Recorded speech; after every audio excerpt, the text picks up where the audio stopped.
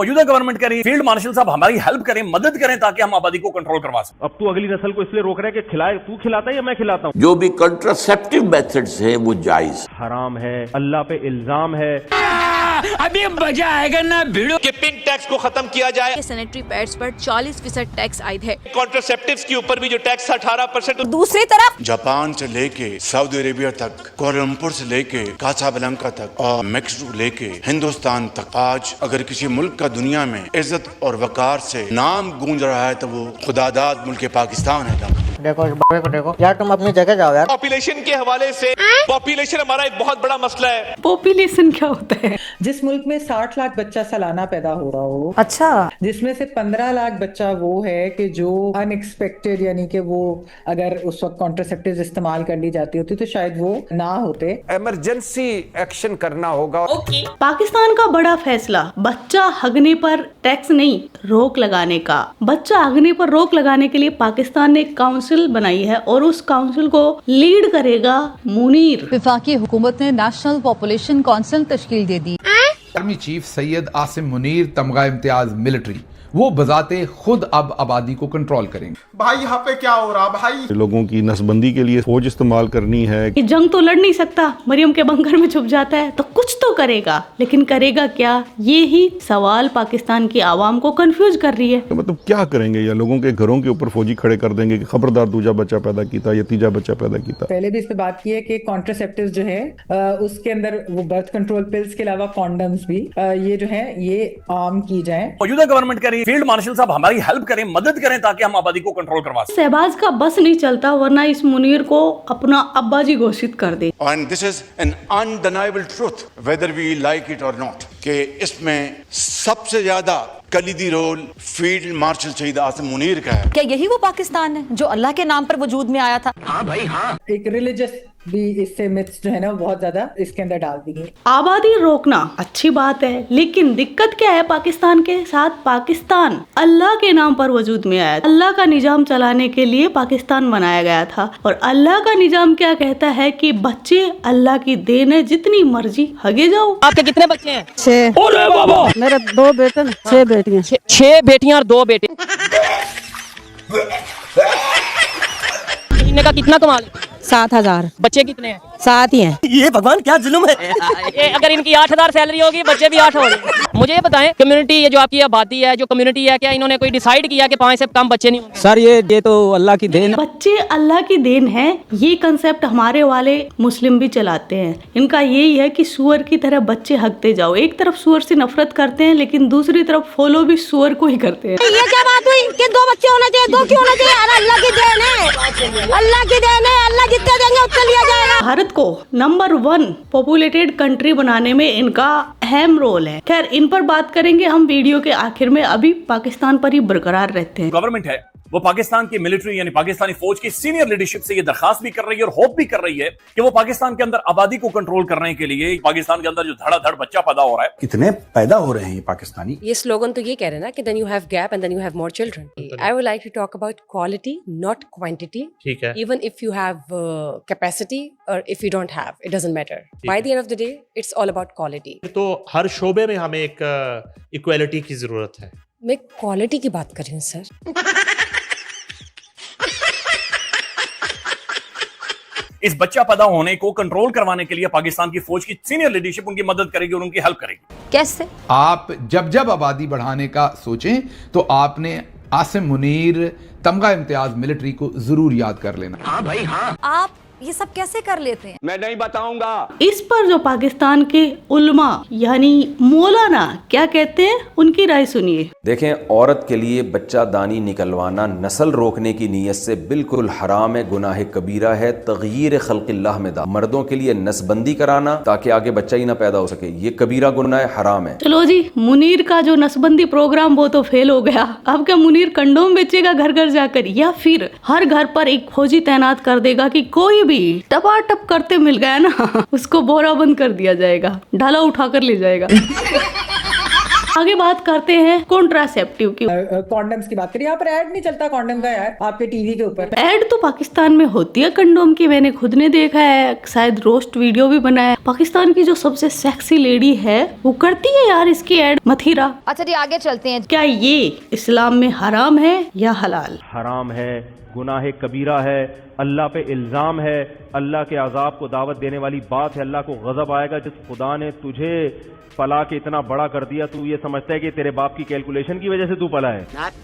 not bad, now you. उस technical में जो भी कंट्रासेप्टिव मेथड्स हैं वो जायज, हराम नहीं है। कंट्रासेप्टिव में आपको मालूम है जो है कंडोम वगैरह जो है उनको इस्तेमाल करके ताकि हमल करार ना पाए, साहबा ने इसकी इजाजत तलब की थी हुजूर से। अब कोई इनसे पूछे उस टाइम कॉन्ट्रासेप्टिव का आविष्कार कौन करके गया? बहुत सी लौंडियां जो है वो उसमें आई और वो अब चाहते थे कि उनसे वो तवक्को करें, लेकिन अब कैसे करें?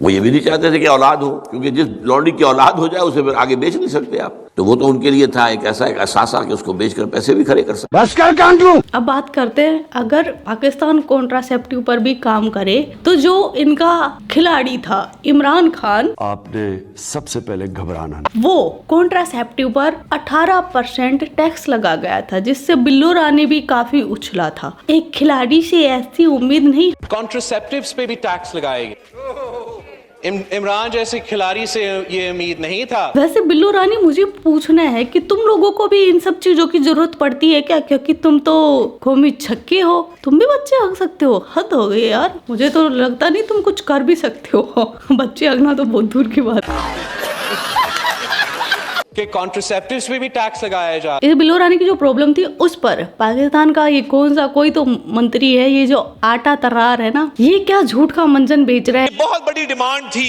इस मुल्क में कि पिंक टैक्स को खत्म किया जाए। कॉन्ट्रासेप्टिव्स के ऊपर भी जो टैक्स था 18% उसको भी 0% कर दिया गया है। लेकिन इसकी दोनों बातें बेबुनियाद और झूठी है। मैं अभी साबित करती हूँ। पहले तो मैं ये बता देती हूँ, पिंक टैक्स ये किसको बोल रहा है? पिंक टैक्स बोल रहा है पीरियड्स पर। पाकिस्तान में पीरियड्स पर 40% टैक्स लगा हुआ है, यानी पूरे पाकिस्तान की जो खातूनें हैं, लगभग आधी आबादी पाकिस्तान में खातूनों की है, बराबर बराबर है। तो 12% जो खातूनें हैं वो ही सैनिटरी पैड अफोर्ड कर सकती हैं, बाकी नहीं कर सकती, क्योंकि 40% टैक्स लगा हुआ है। यूनिसेफ की 2024 की रिपोर्ट के मुताबिक सैनिटरी पैड्स पाकिस्तान में इतने महंगे हैं कि महज 12% खवातीन ही इन तक रसाई हासिल कर पाती हैं। तो ये आटा बोल रहा है कि इन्होंने अब ये हटा दिया है, लेकिन ऐसा कुछ नहीं हुआ। अभी शहबाज शरीफ ये अपना टैक्स हटाने वाला मुद्दा लेकर IMF के पास गया था कि जनाब आबादी कम करनी है, क्या हम कॉन्ट्रासेप्टिव पर जो 18% टैक्स है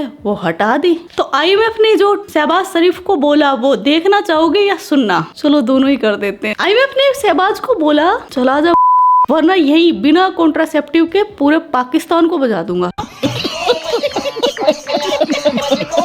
इनकी जो खातून है वो भी कम नहीं है। वो बोलती है कि जो 40% टैक्स ले रहा है पाकिस्तान, तो वो टैक्स भारत में जाता है, इसलिए भारत तरक्की कर रहा है और पाकिस्तान पीछे रह गया है। सुनिए इस खातून को। जब पाकिस्तान बनेगा तब हम किसी को समझेंगे कि वाकई कहीं कोई तरक्की कर रहा है। तो हमारा पैसा भारतीय का है? हाँ जी। टैक्स हम जो देते हैं वो इंडिया में जाता है क्या? जी हाँ। आपका ये सूट है, अगर होएगा ये 1000 रुपए का, वो कहेंगे 3000 रुपए का है, तो वो हमारा फिर 2000 रुपए किधर गया?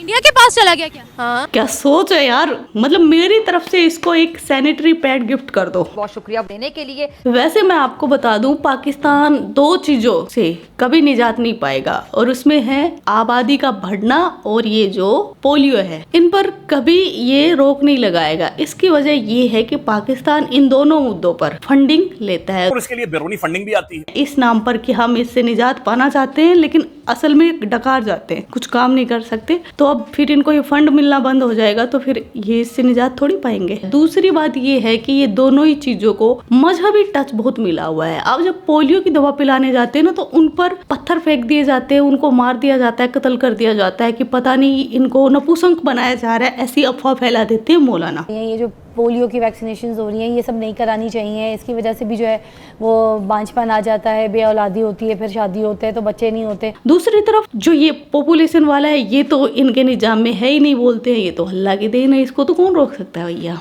लेकिन अब मैं बात कर लेती हूँ हमारे यहाँ वालों की। हमारे यहाँ वालों को भी कुछ सीखना चाहिए कि जो इस्लाम का किला है वो इतना मजबूर हो गया है पॉपुलेशन रोकने के लिए, तो हमारे वाले तो बोलते हैं कि योगी हमें खाने को दे है, जितनी मर्जी करेंगे। सुनिए इस अम्मा को। अल्लाह की देन है, जितने भी दे 10 हो 12 हो 25 हो जितने भी हो, हमारे यहाँ बच्चे बंद नहीं होते। ये क्या बात हुई कि 2 बच्चे होने चाहिए, 2 क्यों होने चाहिए? अरे अल्लाह की देन है, अल्लाह की देन है, अल्लाह जितने देंगे उतने लिया जाएगा। योगी जी कह रहे हैं जनसंख्या बढ़ रही है तभी तो काम नहीं। किसी से क्या मतलब है? हमें तो अपने से मतलब है, हमें योगी से क्या, हमें योगी धरा क्या खाना है। अब दूसरी एक खातून को सुनिए जो कि MLA है महाराष्ट्र की, और उसके कितने अच्छे विचार है, कितने अच्छे विचार रखती। विचार सुनिए। पॉलीगैमी मुस्लिम्स में अलाउड है मुस्लिम लॉ अंतर्गत। अजीब लोग है ना ये। पाकिस्तान ने कुछ नया नहीं किया है। अच्छा, पाकिस्तान ने मुस्लिम लॉ जो हमारा कुरान जो कहता है उसको इम्प्लीमेंट किया है। क्यों? और वही अगर इधर भी इम्प्लीमेंट किया जाएगा तो हम में से किसी को भी इस्लाम के में जो भी कुरान बोलता है वो हम फॉलो करते हैं। अगर कुरान में कोई चीज कही गई है उसको फॉलो करने के लिए अगर इम्प्लीमेंटेशन पाकिस्तान ने लाया है तो भारत देश भी लाए, और हम इसकी मांग करते हैं। मैं इस मोहतरमा से बोलना चाहती हूँ कि अगर आपको पाकिस्तान के रूल इतने ही अच्छे लग रहे हैं तो आप जाइए वहाँ पर, आपके लिए ही तो बनाया गया है। जो जिन्ना है उसने अपनी सूखी लिंडी की कुर्बानी देकर और अपनी टीबी की छींक से तो पाकिस्तान बनाया, इस्लाम का किला बनाया जिसमें इस्लाम के रूल चलेंगे। और अगर भारत के मुसलमानों को वो रूल अच्छे लग रहे हैं तो शौक से जाइए, और मैं तो बोलती हूँ सह परिवार जाइए, सह खानदान जाइए, और साथ में उन वोटर को भी ले जाइए जिन्होंने आपको वोट देकर इस मुकाम तक पहुँचाया है। पॉलीगैमी सिर्फ मुस्लिम्स में अलाउड है, लेकिन क्या सिर्फ मुस्लिम्स ही पॉलीगैमी कर रहे हैं? क्या सिर्फ मुस्लिम आदमी, क्या मुस्लिम पुरुष ही पॉलीगैमी कर रहे हैं? दूसरे रिलीजन में पॉलीगैमी नहीं हो रही है? हो रही है। पॉलीगैमी के कोई रूल्स फॉलो होते हैं, अगर उस तरीके से फॉलो हो रहे हैं तो पाकिस्तान का रेफरेंस नहीं दिया जाए, इस्लाम में कुरान का रेफरेंस दिया जाए और उसको इम्प्लीमेंट किया जाए। सिर्फ मुस्लिम्स में नहीं हो रहा है, पॉलीगैमी हर रिलीजन में हो रहा है। मुस्लिम्स में पॉलीगैमी का तरीका बताया गया है और उसको फॉलो किया जाए, उस पे लॉ लाया जाए। ये हिंदू राष्ट्र है, यहाँ पर यहाँ के रूल चलेंगे। और मतलब एक औरत होकर कैसे एक औरत के ही खिलाफ कानून बनाने को बोल रही है पॉलीगैमी वाला जो कानून है वो लगाना चाहिए, क्योंकि काफी हिंदू भी काफी सारी मैरिज करते हैं। तो जो करते हैं ना वो पहले अल्लाह के निजाम में घुसते हैं, फिर उस निजाम के अकॉर्डिंग करते हैं। ऐसे यहाँ पर नहीं चलेगा। ओके, ये खुद तो बर्दाश्त कर लेती है लेकिन चाहती है कि बाकी जो महिलाएं वो भी ये सब चिरांद बकवास गंद वो झेलती रहे, खुलेआम बकवास चलती रहे, रिश्तों का बेड़ा गर्क हो जाए। लेकिन मोमिन हो या मोमिना कभी अपने मकसद से नहीं भटकता। इनका मकसद ये है कि भारत में मुसलमानों की आबादी ज्यादा हो जाए। एक साल में एक बच्चा कर रही है एक मुस्लिम खातून, वह चार करेंगी। सोच रहे हो आबादी बढ़ाने का फॉर्मूला। MLA बनी हुई है लेकिन वफादारी पाकिस्तान के लिए ही है इसकी। पाकिस्तान कुरान के अकॉर्डिंग चल रहा है, इस्लाम के अकॉर्डिंग। तो भाई तुम्हारे लिए बना दिया गया था ना, जिसको अच्छा लग रहा है वो जाओ ना यहाँ से, क्यों यहाँ पर अपनी अस्तेशी करो। लेकिन नहीं, नेतागिरी यहाँ करनी है, रूल वहाँ के अच्छे लग रहे हैं, खाना यहाँ का खाना है, मुल्क को बेचकर खा जाएंगे ऐसे लोग। अगर और मतलब ये रहे ना नेता और बना दो इनको। ये जिस भी कुर्सी पर बैठते हैं ना उसका हमेशा नाजायज फायदा ही उठाते। वो एक जज बनी, उसने सबसे पहले क्या किया, गो रक्षकों को सजा सुनाई। ये हिंदू राष्ट्र है, यहाँ गाय की रक्षा करने वाला अपराधी है इनकी नजरों में। और दूसरी तरफ सेकुलर हिंदू क्या कर रहे हैं। एक गांव का मैंने वीडियो देखा अभी कल परसों ही एक्स पर, मैं दिखा नहीं सकती क्योंकि यूट्यूब तो मेरी खुद की फोटो पर ही कॉपीराइट स्ट्राइक दे रहा है। हद हो गई, मेल भेज रहा है लेकिन वो फोटो हटा भी नहीं रहा। किस बेस पर हटाएगा, मेरी खुद की फोटो है तो ऐसे वीडियो को चलाने देगा। वो वीडियो में क्या था, एक गाँव है वहाँ पर सेकुलर हिंदुओं ने भाईचारा निभाने के लिए क्या किया, एक तरफ दरगाह बना दी, एक तरफ मंदिर। अब मंदिर में लोग उमड़ेंगे ही जब गांव हिंदुओं का है। दरगाह में कोई नहीं जा रहा तो दरगाह वाले बंदे को गुस्सा आया और उसने क्या किया, पुजारी को पीट कर मार डाला। इनके लिए अच्छा करो फिर भी ये तुम्हारे साथ अच्छा नहीं करेंगे। सही सुन रहे हैं आप, आगे सुनते जाइए।